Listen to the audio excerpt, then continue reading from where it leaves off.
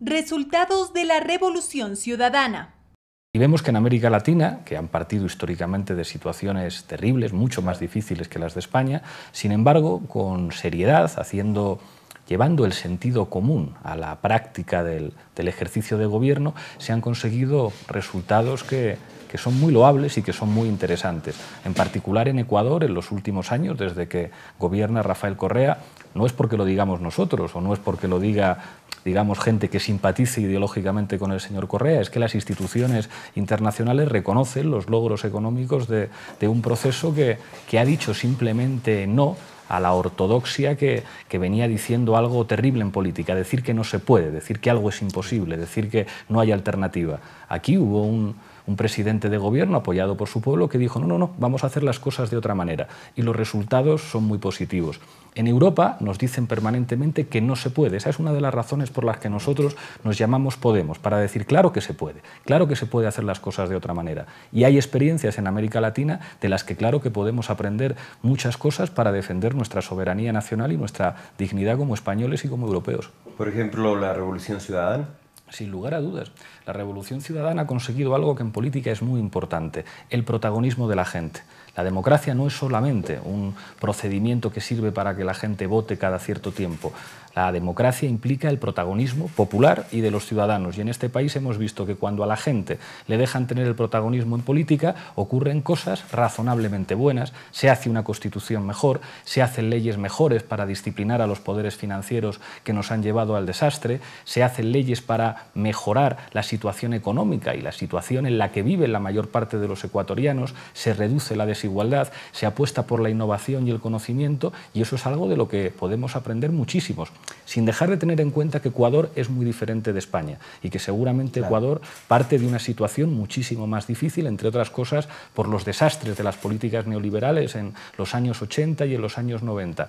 Pero los últimos años, que son, por lo que yo he estudiado, el periodo de estabilidad más importante en la historia del Ecuador, son un ejemplo para cualquier demócrata que desde el sentido común diga, bueno, a lo mejor hay algunas cosas, algunos estilos que podemos llevar a nuestro país, y desde la diferencia, porque está claro que España no es Ecuador, habrá cosas que podamos aprender para hacer las cosas mejor para los ciudadanos. Golpe de Estado en el Ecuador.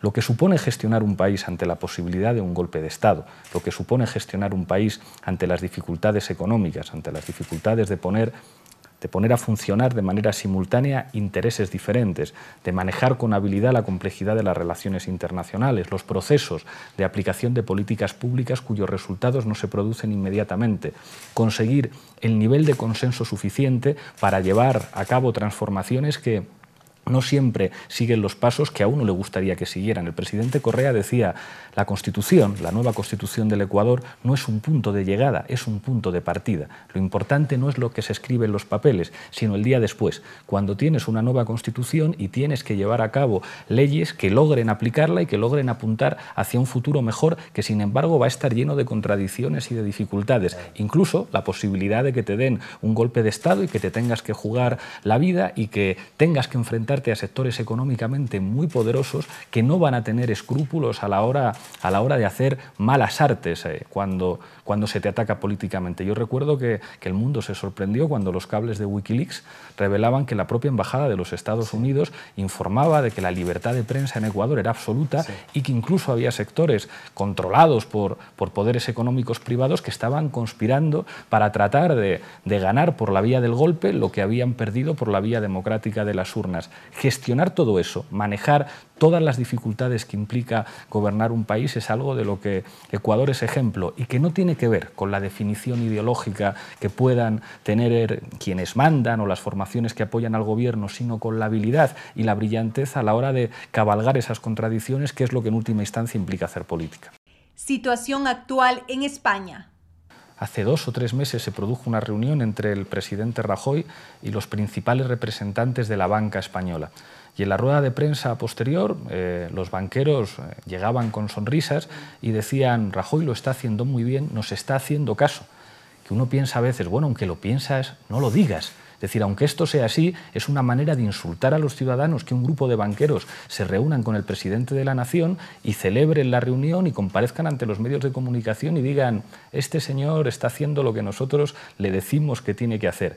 En un país que está asolado por una crisis económica que tiene que ver con la irresponsabilidad del sector financiero, con la irresponsabilidad que muchas veces se ha traducido en crímenes. En nuestro país hemos visto que al mismo tiempo que se utilizaba el dinero de los españoles para rescatar a los bancos, se permitía que la policía, un recurso público de todos los ciudadanos, echara de sus casas a familias porque no podían hacer frente al pago de hipotecas que se habían contraído mediante condiciones abusivas. Eso es una humillación para los españoles. Las familias ecuatorianas tenían a su gobierno organizando oficinas de asesoría jurídica que les protegían y organizando planes de retorno que implican que ningún banco ecuatoriano puede comprar las deudas que tienen con los bancos españoles para perseguirles aquí. Aquí hay un gobierno que ha protegido a los ciudadanos y, sin embargo, en nuestro país, y esto aunque Rajoy sea de derechas, a mí me duele como español ver al presidente de mi país arrodillado frente a los bancos mientras se está desalojando a familias españolas que no pueden pagar una deuda contraída injustamente. Eso es terrible para una democracia,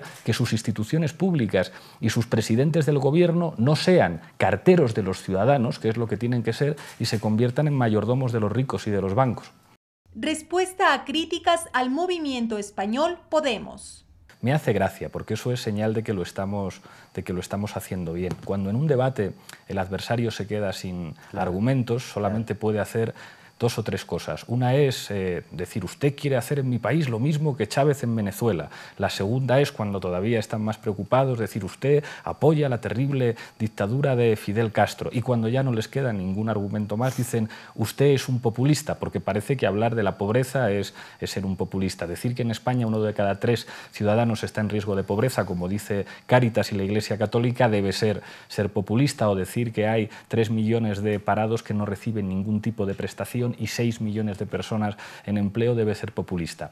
Es un signo inequívoco de que estamos haciendo bien las cosas. Si quisieran realmente, si nos consideraran realmente una opción política marginal que no puede convertirse en una alternativa de gobierno, seguramente no tendrían que ponerse en ridículo a sí mismos. Es muy gracioso que en las últimas semanas el Partido Socialista en España se ha inventado un nuevo secretario general, que es joven y al que han quitado la corbata y sale con la camisa remangada y le gusta hacer actos en los que se supone que hay participación popular, es decir, todas las cosas que se supone que nosotros hacíamos y que por eso nos acusaban de populismo, de repente ellos tratan de hacerlas con una diferencia. Nosotros somos ciudadanos haciendo política y es verdad que podemos tener falta de experiencia en la gestión de lo público, pero es algo enormemente cómico ver a un político profesional tratando de parecer una persona normal. El problema está en su campo, no en el nuestro. Podemos es una cosa nueva en el escenario europeo. Nos hemos situado en una posición en la que podemos desafiar la conquista del poder político por la vía electoral en nuestro país. Y eso es algo nuevo en Europa. Eso es algo que se puede plantear Syriza en Grecia, que se puede plantear el Sinn Féin en Irlanda y que quizá, si los apoyos que recibimos siguen en la misma dirección que van hasta ahora, podamos plantearnos nosotros en España. Ecuador, ejemplo para Latinoamérica y el mundo. Por eso venimos a decirles a los compañeros latinoamericanos que estamos todos en el mismo barco, que nos necesitamos mutuamente y que nosotros tenemos mucho que aprender de ellos, pero que al mismo tiempo les queremos contar que algo nuevo está despertando en Europa. Hace 2 días en La Paz, el vicepresidente de Bolivia nos recordaba que habían visto, digamos, a los sectores críticos, a la izquierda europea, en una actitud moribunda en muchos aspectos. Nosotros estamos aquí para decir que nuestra actitud es completamente distinta y que nosotros no estamos en política para ser una opción subalterna, sino para ganar. Si ustedes nos invitan a formar parte de esa patria grande que es suya, para nosotros será un honor formar parte de ella.